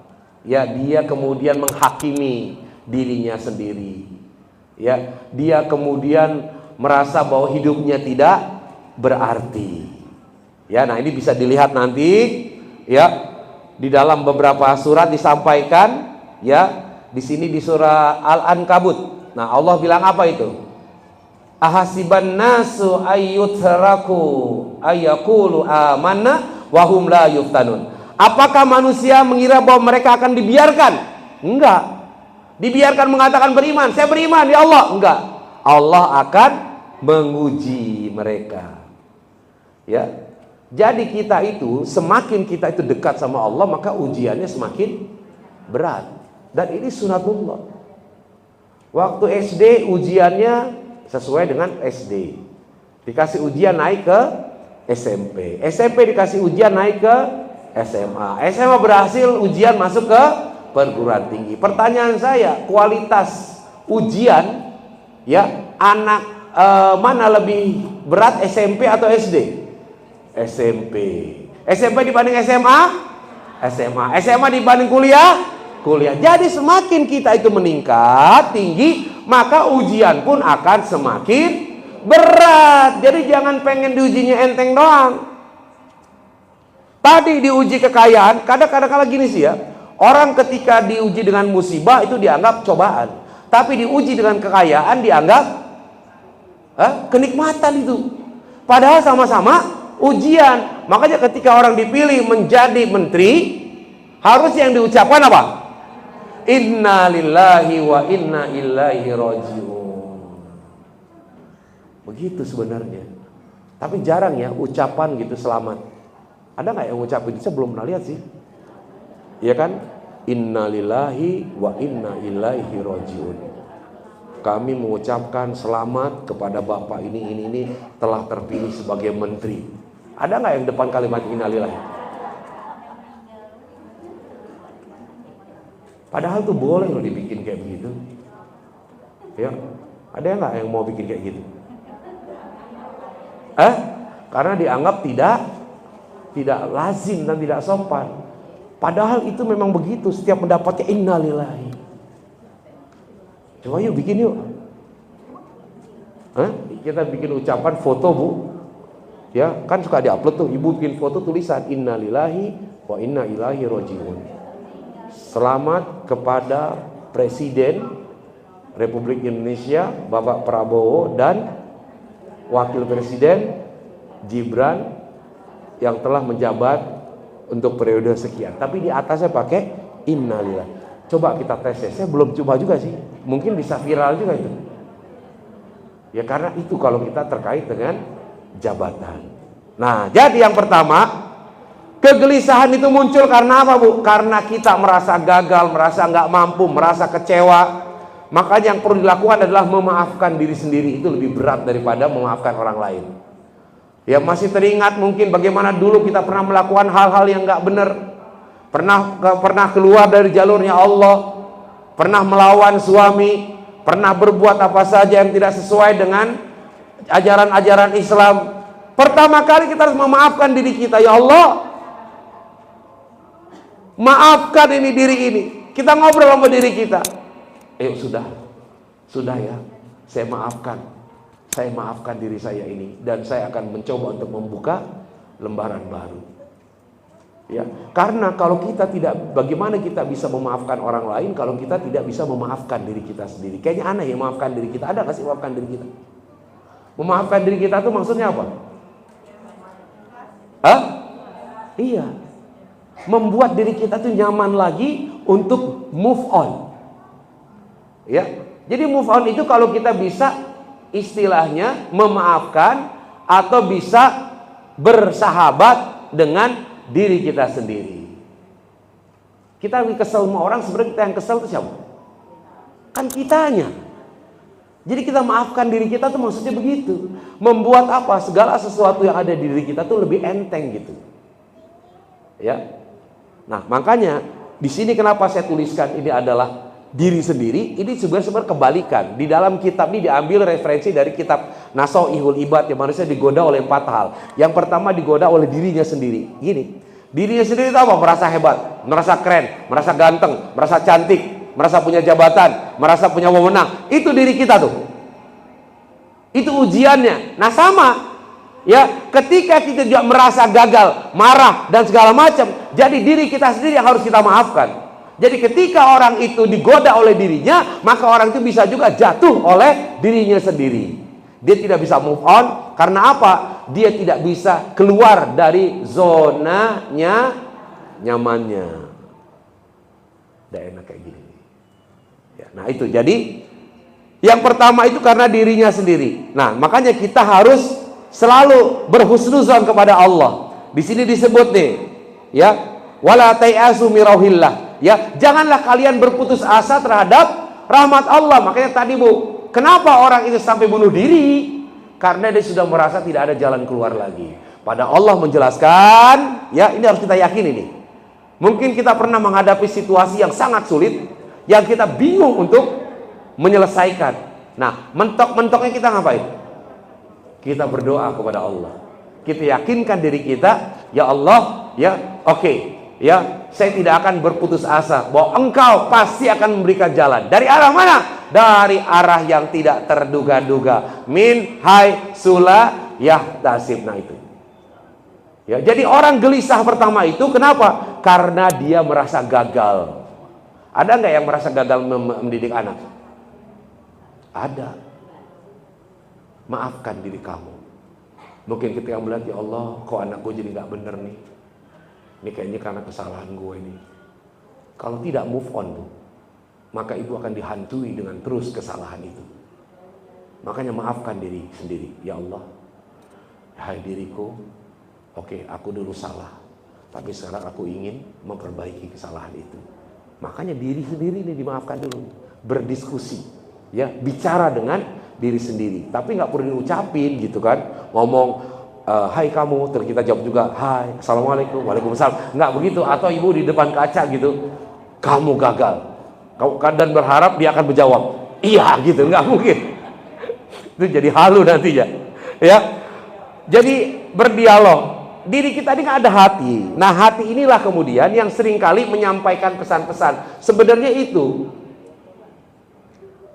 inna fil jasadi mudghatan faiza saluhat saluhat jasadu kullu faiza fasadat fasadal jasadu kullu ala wahyal qalb. Di dalam diri kita itu ada segumpal daging. Kalau daging itu baik, maka baiklah diri itu. Kalau daging itu buruk, maka buruklah daging itu. Daging itu adalah hati. Bila selalu bersih, pandangannya akan menembus hijab. Tapi hati bila dikotori, bisikannya bukan lagi kebenaran. Tapi hati bila dikotori, bisikannya bukan lagi kebenaran. Jagalah hati, jangan kau kotori. Jagalah hati, lentera hidup ini. Jagalah hati, jangan kau kodai. Jagalah hati, cahaya ilahi. Bila hati kian bersih, segalanya nampak jernih. Semangat hidup nan gigih, prestasi mudah diraih. Namun bila hati keruh, batin selalu gemuruh.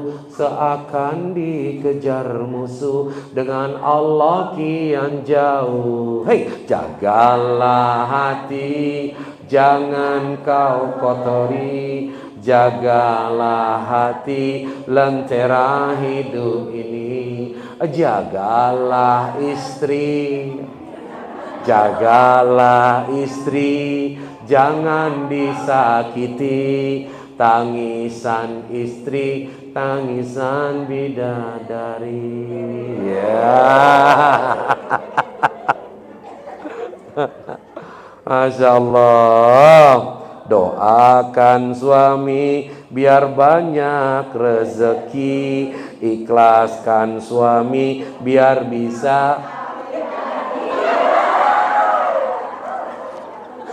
Kok pikirannya ke situ gitu loh. Sekarang ini deh Bu perempuan, ibu kalau banyak duit yang dipikirin apa? Oke, ibu yang paling ibu senang ketika punya uang mau ngapain? Mau beli, mau ngapain? Mau apa? Pengen nggak beli emas? Pengen dong. Beli rumah? Pengen ya, memenuhi hal-hal yang pengen. Sekarang saya tanya, kalau laki-laki banyak duit, kira-kira yang dipikirin apa? Terlalu. Itulah memang bedanya antara perempuan dan laki-laki. Jadi kalau perempuan itu yang disukainya adalah perhiasan. Wanita itu adalah perhiasan dunia, dan perhiasan yang paling baik itu adalah wanita yang al-mar'atu sholihah. Gitu. Ad-dunya mata wa khairu mata al-mar'atu sholihah. Jadi dunia itu adalah perhiasan, dan sebaik-baik perhiasan adalah wanita yang soleha. Begitu, Bu. Ya, suami, Bu, kalau ibu uri kan ngelepas kerja, pasti kerjanya nggak bener nih, berantakan. Ada nggak suaminya yang naruh foto istrinya di handphone? Ada.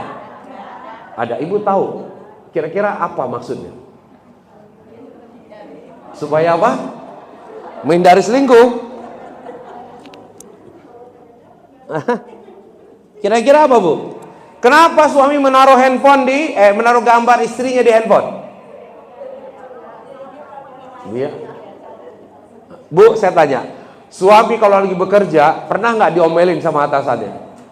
Pernah stres nggak menghadapi pekerjaannya? Pernah nggak kemudian disibukkan oleh pekerjaan yang membuat dia mumet? Pernah kan? Makanya kenapa kemudian suami meletakkan foto istri di handphone? Itu semua masalah. Begitu dia lihat, ternyata masalah terbesar adalah yang ada di sini.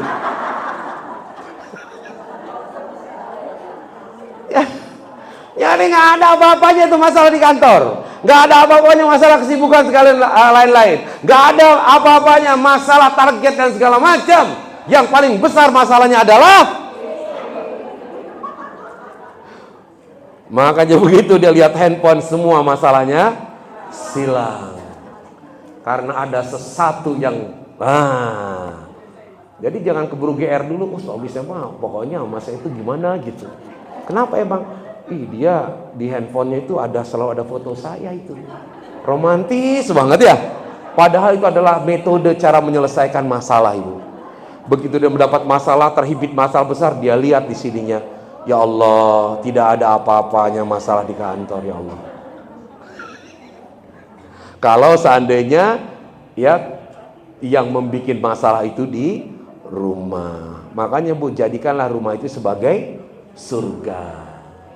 Baiti jannati. Ibu pulang, ya suami nyiapin masakan. Ibu kalau lagi gelisah banyakin sholawat ya, banyakin zikir. Masak tuh sambil motong cabai, berzikir subhanallah, subhanallah, subhanallah, subhanallah. Motong bawang, alhamdulillah, alhamdulillah, alhamdulillah, alhamdulillah. Ada kemiri yang keras, potong Allahu Akbar, letak itu. Kemudian sambil masak ya, bikin sayur, sholawat aja, salatullah, salamullah, coba ala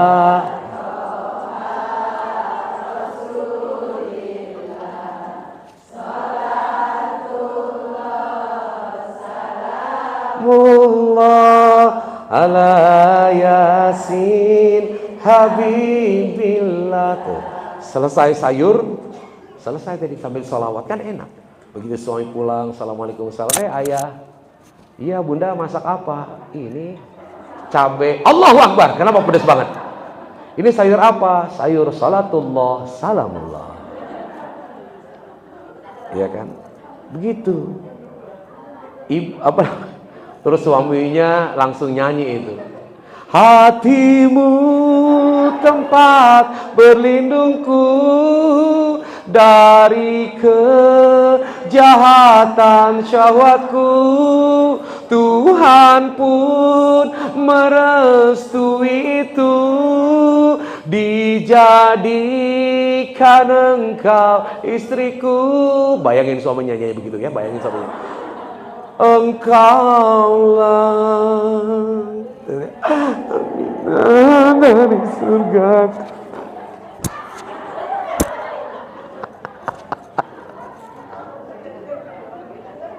Romantis banget ya. Emang romantis tuh harus dibikin sih, Bu. Kayak lagu itu, kita bikin romantis gitu. Nah, ya, jadi pertama tadi apa itu? Ya, merasa gagal. Nah, kita harus yakin ya kepada Allah. Ini di surat berapa itu? Hud. Wa ma min dabbatin fil ard illa 'alallahi rizquha. Bahwa Allah itu akan memberikan rizki. Maka kita harus bersyukur, Bu. Suami pulang bawa duit 50 juta, alhamdulillah. Banget. Suami pulang bawa duit 20 juta. Bawa duit 10 juta. Bawa duit 1 juta. Suami pulang nggak bawa duit. Tetap alhamdulillah. Karena suaminya masih pulang. Tadi suaminya mungkin kesel. Umi, Bunda, mohon maaf, hari ini ayah pulang belum mendapatkan rezeki. Langsung ibu bacakan surat ini. Ayah, wa ma min dabbatin fil ard illa 'alallahi rizquha. Apa itu? Dan tidak satu pun makhluk bergerak bernyawa di muka bumi ini, semua dijamin Allah rizkinya. Kira-kira kalau suami lagi sedih, nggak bisa membawa sesuatu, ibu bawain ayat ini gimana? Hah? Tenang suaminya. Alhamdulillah. Inilah luar biasa. Bunda mulai besok pengajian terus ya katanya. Suatu saat juga akhirnya istri kan dapat pengajian, dikasih tahu ustadznya, Bu, kalau mencintai makhluk janganlah ya sepenuh hati. Cukup mencintai itu setengah hati. Seadanya saja, jangan kemudian sepenuh hati mencintai siapa termasuk suami. Kenapa? Karena bisa jadi hari ini dia menjadi temanmu, nanti dia bisa menjadi musuhmu. Hari ini membahagiakanmu, bisa jadi besok mencengkelkan dirimu. Maka cintailah separuh saja, istilah begitu, setengah-setengah saja. Ibu sampaikan sama suami, ayah mohon maaf, karena bunda telah belajar tauhid, maka mulai sekarang ya ibu atau bunda akan mencintai ayah setengah-setengah saja. Kata ayahnya, luar biasa bunda, tauhidnya sudah masuk ke dalam. Benar sekali. Ya sudah, kalau begitu mulai bulan depan ayah akan memberikan gaji setengah-setengah saja. Masya Allah, kaget gak kalau digituin Bu? Kenapa? Karena suami itu tugasnya mencari uang, sedangkan istri tugasnya menghabiskan masih itu menata. Saya pernah siapa kemarin ya, teman saya itu ada dokter. Dibilang nggak sanggup gua katanya, dititipin duit nih. Oke ya, gantian gitu.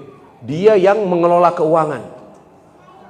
Dibilang uang segini, tiba-tiba ada aja kebutuhan kan. Beli ini, beli itu, beli ini, banyak juga katanya.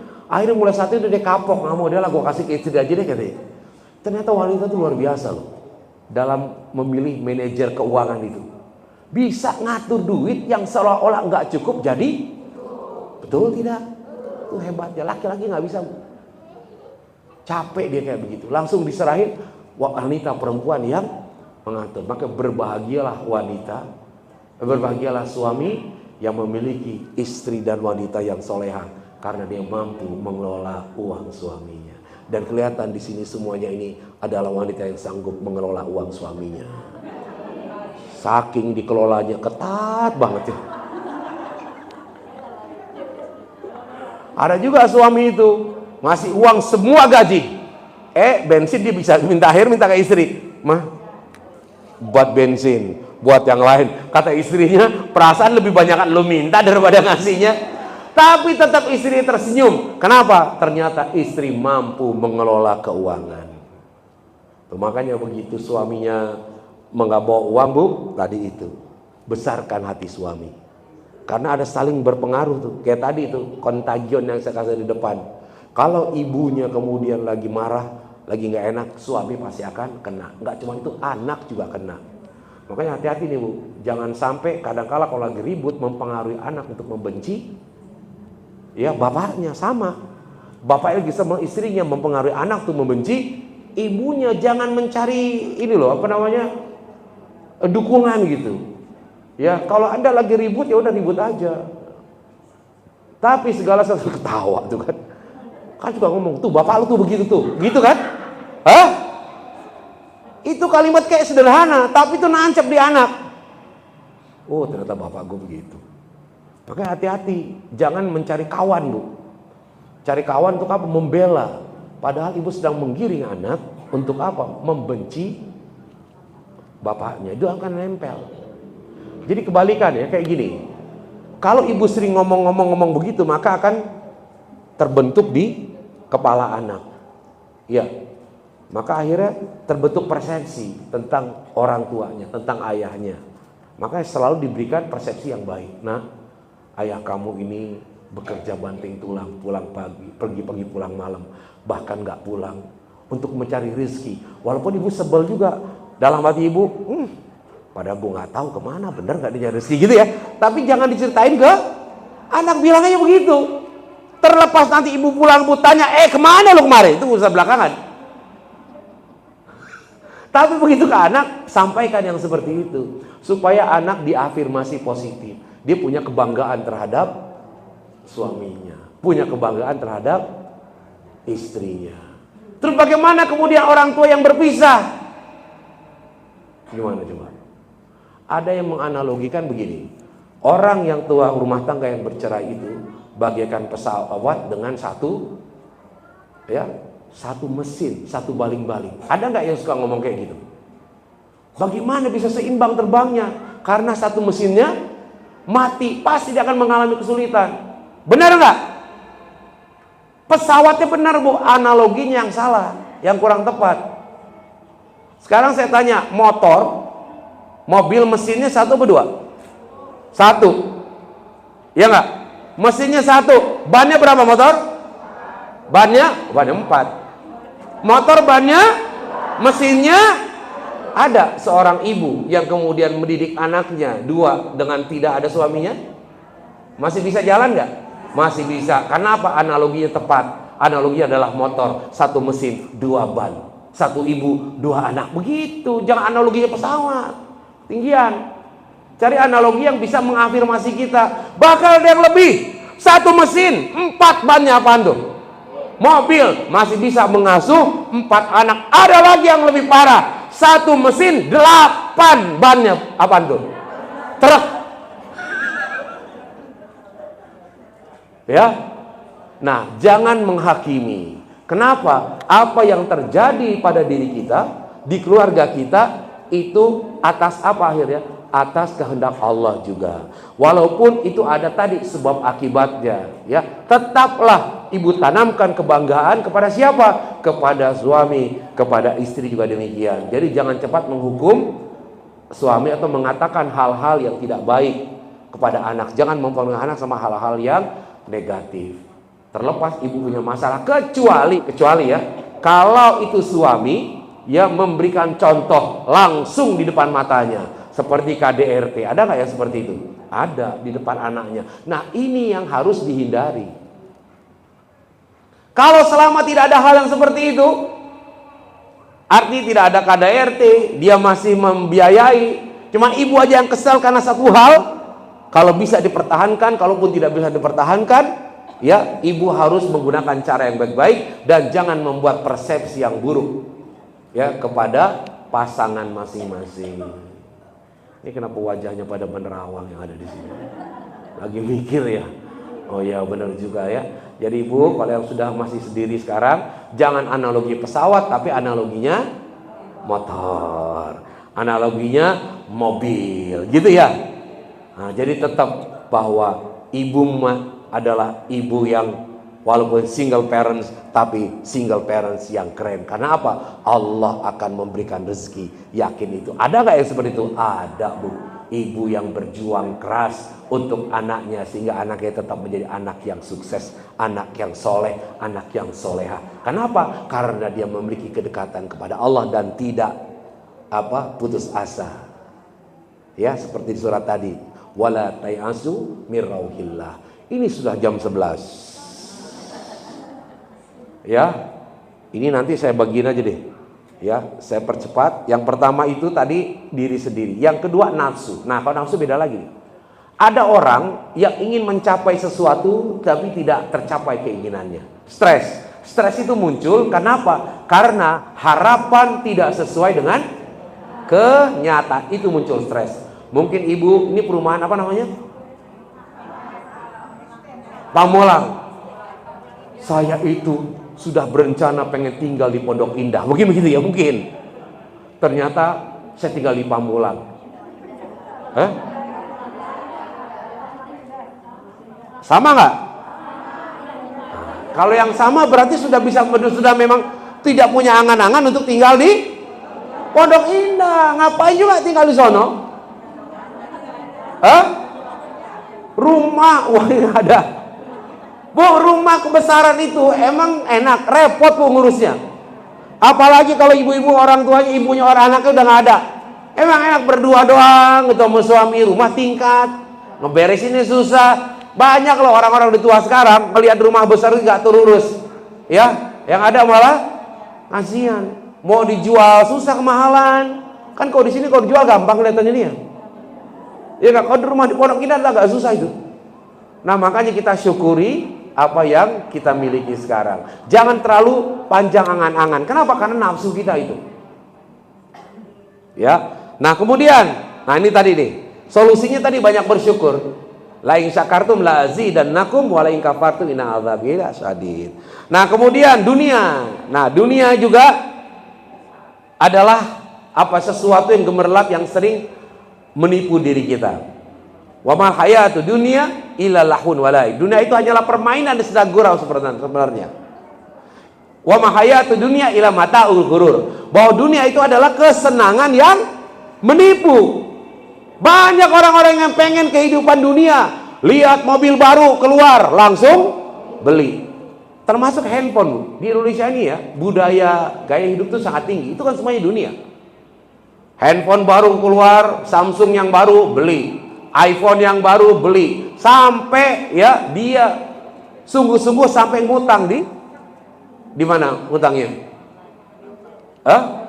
Pinjol. Makanya Indonesia ini termasuk terbesar pinjaman online-nya, dan sebagian besar itu adalah anak-anak Gen Z dan milenial. Kenapa? Karena dia ingin gaya hidup. Mungkin kalau kita ini gen apa ya? Kita udah bukan Gen Z, malah udah X ya. Sama lah masa gitu. Kan kalau membeli sesuatu tuh masih mikir gitu. Ya, daripada beli ini simpen dulu deh untuk kebutuhan. Tapi kalau orang yang sudah terpengaruh oleh kehidupan dunia, maka dia akan berusaha keras untuk mendapatkannya. Akhirnya apa? Dia timbul stres. Stresnya bukan karena stres dia tidak mampu, timbul stres karena akibat dia gaya hidupnya tidak tertopang oleh penghasilannya. Stres. Punya utang tuh stres. Ada nggak istri bermasalah dengan pinjol di sini? Karena apa? Itu cepat sekali. Tumbuh. Ya. Nah ini, makanya sekarang kan lagi bermasalah. Maksudnya, bisa nggak sih orang-orang di Indonesia ini bisa keluar dari jeratan pinjol? Sekarang saya tanya, kenapa orang minjem di pinjol? Karena cepat, mudah, dan gak ketahuan. Sekarang ibu gak punya duit, minjem ke orang, ketahuan, merasa gak enak, berasa memberatkan, betul tidak? Akhirnya pilihannya adalah pinjol. Jadi sebenarnya untuk menyelesaikan kasus pinjol tidak semudah kita itu berbicara. Pertanyaannya, sudah mampukah kita untuk memahami kesulitan saudara kita, tetangga kita, majelis kita yang ada di tempat ini? Nah, saya kok nggak salah pernah dapat kisah ibu ya. Untuk mengurangi pinjol itu pernah ada satu saat itu satu komunitas kayak gini, dia bikin yang namanya tabungan. Untuk apa? Jadi kalau ada yang minjem bisa pinjem ke situ. Ada nggak di sini? Koperasinya? Nggak, majelis ini nih. PKK. Nggak salah loh. Majelis ini bikin juga. Kenapa? Karena mungkin di antara kita ada yang butuh gitu. Dan jangan dibikin malu. Orang kadang-kadang minjem malu, akhirnya seperti itu. Sekarang saya tanya, Bu, kalau kita nih minta bantuan seseorang, Bu ya, oke hari ini minjem 200.000, dikasih. Kemudian 3 minggu lagi minjem lagi 300.000, masih dikasih nggak? Kasih, masih mikir. Bulan depan minjem lagi 500.000, dikasih nggak? Udah mulai enggak tuh? Ya, karena itu adalah manusia. Kita minta sama manusia ada batasnya. Sekarang sama Allah, hari ini kita minta, Allah kasih nggak? Ya, kira-kira ada perasaan nggak enak nggak? Kemudian nggak usah bulan depan, seminggu lagi kita minta terus sama Allah. Apakah Allah akan kesel? Apakah Allah bilang, hai manusia, sudah cukup ya bantuan saya, gitu nggak? Enggak. Allah itu semakin kita meminta semakin suka. Persoalannya adalah apa? Terkadang kita kalau lagi senang lupa Allah, kalau lagi susah baru ingat Allah. Maka Allah bilang, hey, kemana aja lu? Lagi susah langsung tuh, ya Allah, hidup saya ini susah banget. Boleh gak sih nangis? Boleh, Bu. Menangislah, kan kau juga manusia. Mana ada yang bisa berlarut-larut, berpura-pura sempurna. Sampaikan pada jiwa yang bersedih, begitu dingin dunia yang kau huni. Jika tak ada tempat tuh kembali, bawa lukamu biar aku obati. Siapa yang obati? Gak tak letih kakiku berlari, ada hal yang tak mereka mengerti. Beri waktu untuk bersandar sebentar. Maksudnya apa tuh? Introspeksi diri, muhasabah. Selama ini kau hebat. Siapa yang hebat? Hanya kau tak didengar. Ya. Sebenarnya ada lagu-lagu tuh yang liriknya tuh luar biasa, nilai ketuhanannya. Tadi lagu siapa itu? Gaya lagu umum, Bu. Enggak, lagu umum maksud saya, bukan lagu religi itu. Tapi makna itu luar biasa. Makanya saya kalau tiap lagu itu memikirkan, oh luar biasa. Sampai dia bisa memikir kayak gitu. Nah, inilah bagian dari dakwah. Oke. Yang terakhir, nah ini tadi ya, kalau kita ingin melepaskan dari kehidupan dunia, maka kita ingin sukses, ingin berkah, harus banyak sedekah, Bu. Sekarang saya tanya, kaya dulu baru sedekah atau sedekah bikin kaya? Sedekah bikin. Nah, sekarang mulai setiap hari dulu. Nggak usah berat-berat, setiap hari misalkan 5.000 atau 2.000 perak, tapi rutin ya. Tiap hari aja, ibu tiap hari sedekahin, diniatkan. Terlepas misalkan setiap minggu ada lagi nih, nggak apa-apa, tapi yang setiap hari nih. Datang 5.000, ketemu ini 5.000, pokoknya itu aja, setiap hari itu dikeluarkan gitu. Nah, mudah-mudahan dengan kebiasaan ini ya Allah akan menjaga. Kenapa? Karena nggak ada orang yang miskin lantaran sedekah. Nah, juga orang kemudian penyakit pelit itu diobati dengan sedekah. Nah, yang terakhir ya godaan syaitan yang selalu mengapa coba? Membisikkan hal-hal yang membuat ragu diri kita. Ya makanya ada doanya itu. Ini doanya kalau salah ini juga diajarin. Saya dengar waktu doa ini dari almarhum Ustaz Arifin Ilham. Selalu dia bacakan sebelum mau salat juga gitu. Rabbi a'udzubika min hamazatis syayatin wa a'udzubika rabbi ayyahdurun gitu. Nah, jadi kita meminta perlindungan dari Allah. Kenapa? Karena setan tuh gak akan pernah berhenti. Apa bedanya setan sama iblis, Bu? Hah? Nah, gampangnya nih, kalau setan itu bisa dalam bentuk bisa sifat, bisa itu jin dan bisa manusia. Kalau iblis itu jin, dan bahkan iblis itu adalah dulu disebutnya adalah malaikat yang paling taat, Azazil. Nah, karena dia kemudian tidak mau tunduk kepada perintah Allah, maka diusir dari dunia. Nah, kalau setan itu ya itu bisa terjadi jin dan manusia. Jadi bisa manusia ini jadi setan kalau dia membisikkan temannya hal-hal yang tidak baik. Oke, saya kira mungkin itu dulu. Nah, jadi jelas harus ngaji. Nanti aja kita sampaikan.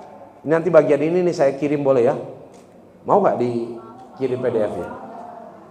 Baik, saya kira demikian dulu. Mudah-mudahan tidak ada pertanyaan karena sudah jam 11 lewat 10. Ada pertanyaan? Ya boleh, nggak apa-apa. Sementara itu dulu. Silakan ibu-ibu kalau ada hal-hal yang ingin ditanyakan, ya. Yang paling bagus ya langsung supaya lebih cepat, begitu ibu nanya langsung ibu beri jawabannya, itu lebih bagus. Yuk silakan. Silakan ibu-ibu, apabila ada yang ditanyakan. Berapa pertanyaan Pak Ustaz? Iya boleh lah, sesuka. Tapi tema ini ya, jangan nanya di luar tema ini loh. Jangan nanya di luar tema. Silakan.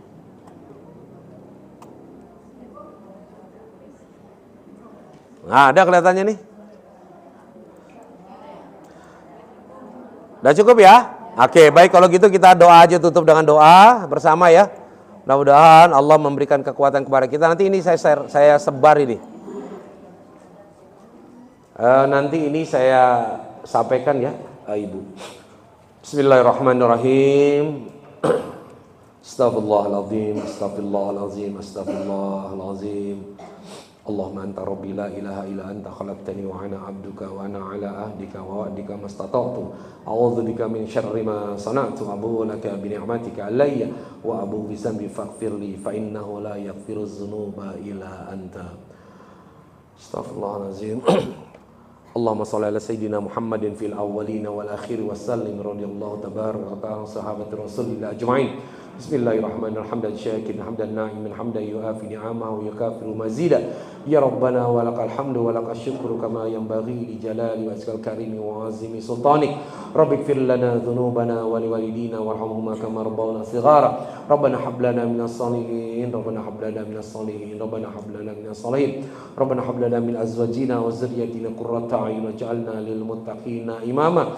Allahumma inna nas'aluka salamatan fid din wa afiyatan fil jasad wa ziyadatan fil ilmi wa barakatan fil rizqi wa taubatan qabla al maut wa rahmatan indal maut wa maghfiratan ba'dal maut. Hawwin alaina fi sakaratil maut wa najati minan nar wa afwa wa inna hisab. Allahumma arzuqna rizqan katsiran halalan thayyiban wasi'an mubarakan wa anta khairur raziqin.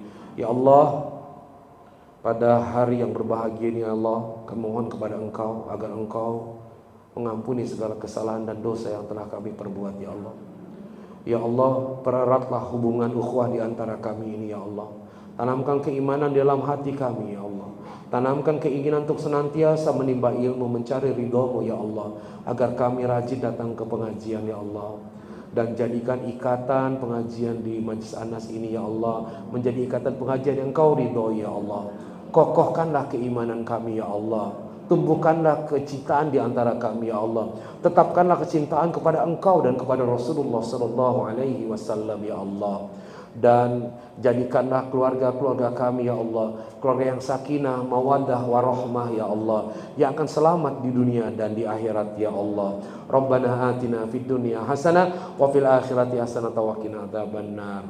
Subhana rabbika rabbil izzati amma yasifun. Salamun alal mursalin walhamdulillahi rabbil alamin. Al-Fatihah. Shiratal ladzina an'amta alaihim.